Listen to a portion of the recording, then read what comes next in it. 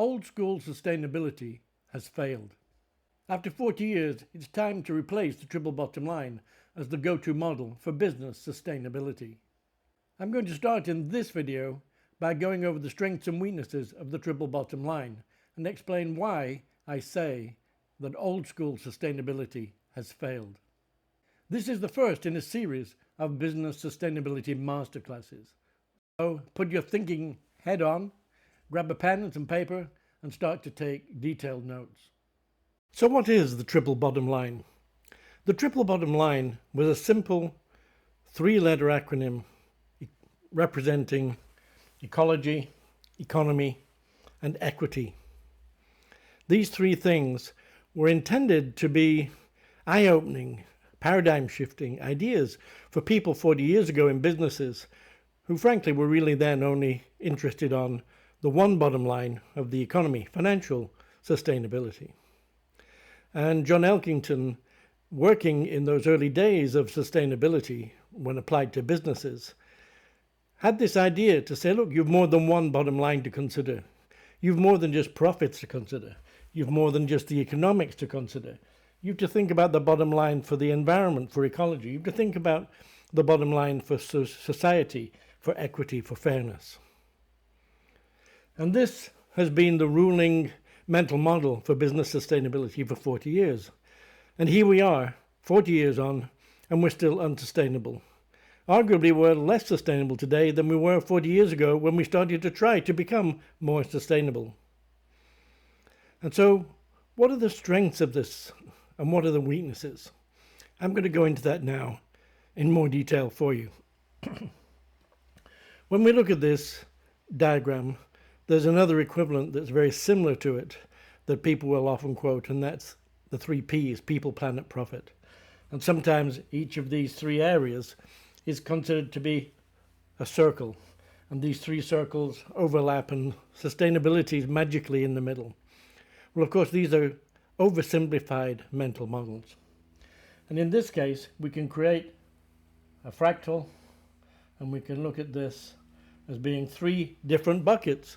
We're really only talking about 3 areas in which business has to pay attention. And so right away, the limitation is really that it's only a way of categorizing. Now, in the book, Cradle to Cradle, the co-authors, William McDonough and Braungart, who I was working with at the time of publication, had a way of using this fractal to enable you to at least go a little bit deeper and begin to try and make more sense of what you might do in the real world. Because just having 3 buckets of 3 areas of things to pay attention to doesn't tell you anything at all about what you should do or how the 3 parts interact with each other. You can see in this model that we only have one flat face. It's a 2-dimensional model. And this is one of the reasons why this model is limited. When we look at the shape of the equilateral triangle, we have 3 parts that make up the triangle. So equity and economy have a relationship, economy and ecology have a relationship, and ecology and equity have a relationship. And using the fractality, using the Sierpinski gasket as it's called mathematically, we can create another set of triangles exactly the same as the ones before in each of these 3 main triangles. And now we have 1, 2, 3, 4, 5, 6, 7, 8, 9 areas in which we can interrogate. And what I'm going to do now is to go through each of these in turn. So these 3 buckets now become 9 sub-buckets that begin to correlate with the connections between the 3 parts. Here in the economy triangle, this very end triangle here, which I'm exaggerating, we have triangle number 1. This is the economic triangle of the economic triangle. So this is pure economy, it's pure economics. And the question here is, can I make and sell my product or service at a profit? This is where the pure economists live. This is the equity triangle inside the economy triangle. So it's a blend of 2 elements. And here we can ask, Are employees earning a living wage? It's a social question about wages, but it's in the economic triangle, and so it's about wages, it's about money.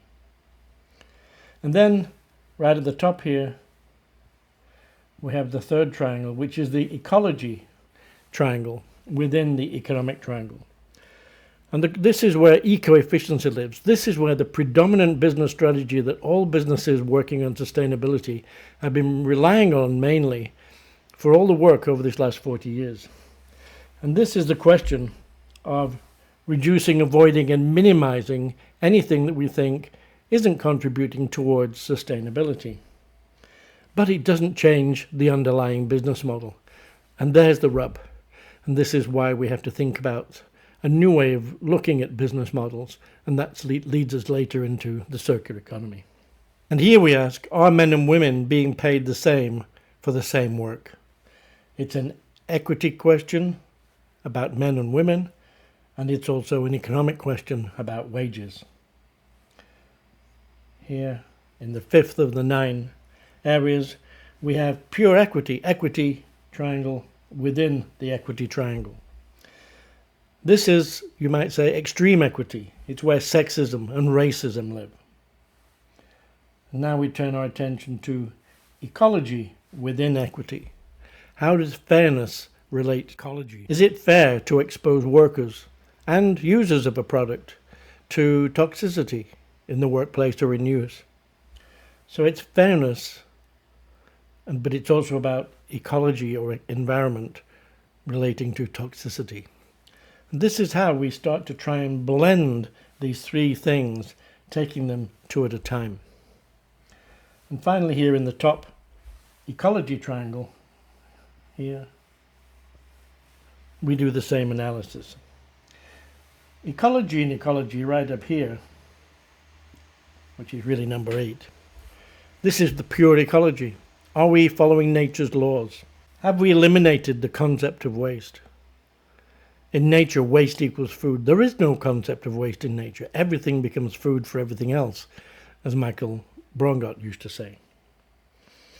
And now we're using clean, renewable energy and keeping water clean. These are requirements for nature. Economy in ecology is really the 9th one. And it asks if our environmental strategies are also economically viable. We don't lose the economy just because we're focusing on ecology or environment. We have to still keep costs and profits and money in business in mind. And last of all, we have equity in ecology. Is it fair to pollute a river? Is it fair to pollute the air or the ecosystem? So it's fairness, but set in the context of ecology. So using these 9 questions, which you can see in the book Cradle to Cradle. This is the book by, as I said earlier, by Michael Braungart and William McDonough. Even though it was written in 2002, it's still the seminal work, I believe, in the lead up to what we now call the circular economy. And even though it's now 22 years as I record this video from when that was first published, the ideas and the thoughts and the prognostications in the book still stand the test of time today, because we haven't fundamentally changed the business model we're operating under. So here you can see some of the ways in which we can use the triple bottom line. We can interrogate these in pairs and begin to get deeper into what we should do by asking a deeper set of questions. But beyond that, it gets a little tough to go to the next level. If we were to follow this through to the next level, we would create another fractal within each of these questions, and we'd have another set of 3 questions, and that we will go from 3 to 9 to 27 questions. We'd be going deeper and deeper into the analysis, which is what we have to do to be able to get into the complexity.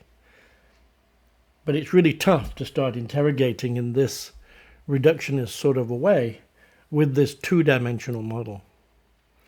And we haven't really spoken about the gap in the middle. That big gap in the middle is supposed to be representing sustainability.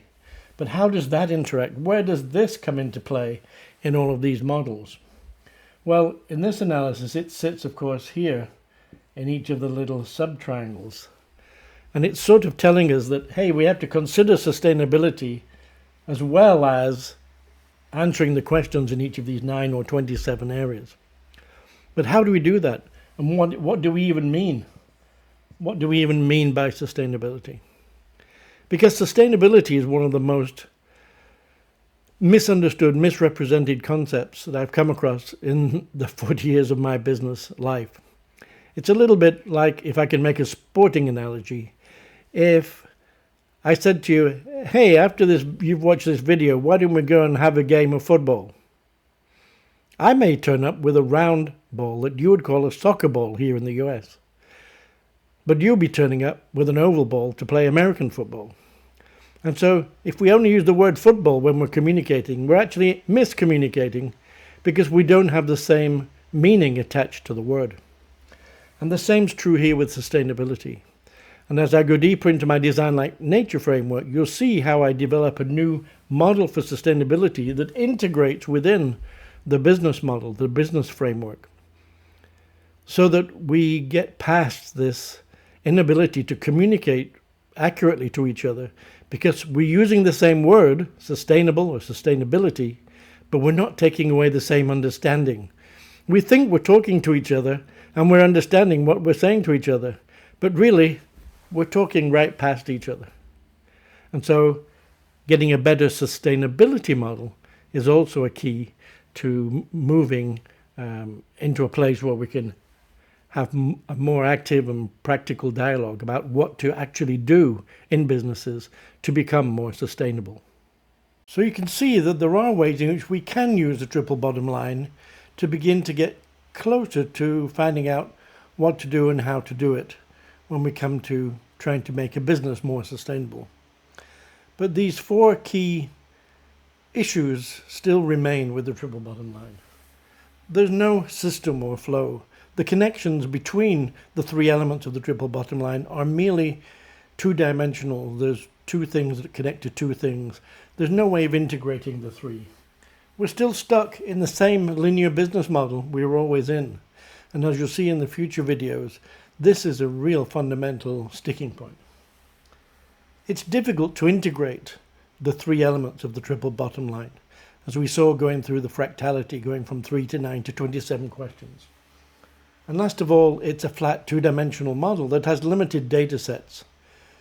Because it's flat, there's only one face, there's only one set of information. And it's difficult, as we've seen in the analysis, to get deep into the complexity that is there in the real world when we're practicing real sustainability in a real business. In the next masterclass, I'll go through a complete analysis that shows you how to transform old school sustainability into sustainability now. I'll be using a new axis shifting framework that provides for new hope, new standards, and sets new expectations for markets and businesses. Don't forget to subscribe to my Sustainability Now channel so that you can be first in line to get the news of my next masterclass.